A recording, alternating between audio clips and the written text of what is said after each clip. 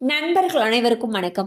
இன்னைக்கு நம்ம அந்த வீடியோல பொங்கல் பரிசு தொடர்பாக புதிய தகவல் வெளியாகி இருக்கு. சோ அதை பத்தி தான் இப்ப நம்ம பார்க்க போறோம். ரேஷன் கார்டுகள் மூலமாக ஏழை எளிய மக்களுக்கு அரிசி, பருப்பு, எண்ணெய், சர்க்கரை போன்ற பொருட்கள் மலிவு விலையில் வழங்கப்படுகின்றன.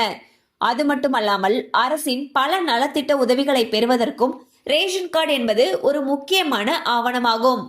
பொங்கல் பரிசு தொகுப்புடன் 1000 ரூபாய் பணம் வழங்குவது குறித்து முதலமைச்சர் திரு மு.க. ஸ்டாலின் அவர்கள் ஆலோசிப்பதாக தகவல்கள் வெளியாகியுள்ளன. பணம் வழங்காததற்கு எதிர்க்கட்சிகள், கூட்டணி கட்சிகள் அதிருப்தி தெரிவித்தனர்.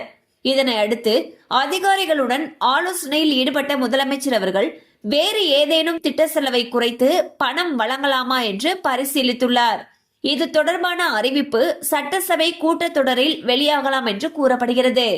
சோ பாத்தீங்கன்னா வரக்கூடிய பொங்கல் பண்டிகைக்கு பொங்கல் பரிசு தொகுப்போட சேர்த்து எப்பையும் தரக்கூடிய 1000 ரூபாய் ரொக்க பணமானது இந்த முறை தரப்படவில்லை.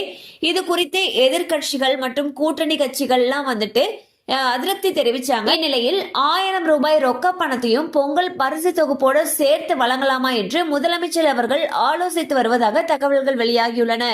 இது குறித்த அதிகாரப்பூர்வ அறிவிப்பு விரைவில் வெளியாகும் என்று எதிர்பார்க்கப்படுகிறது. கண்டிப்பா அந்த அப்டேட் உங்களுக்கு பயனுள்ளதா இருந்திருக்கும் நம்புறோம். மேலும் இது போல அப்டேட்ஸ் உங்களை உடனே ரீச் ஆகணும்னு நினைச்சீங்கன்னா நம்ம சேனலோட தொடர்ந்து இணைந்திருங்கள். தேங்க்யூ ஃபார் வாட்சிங்.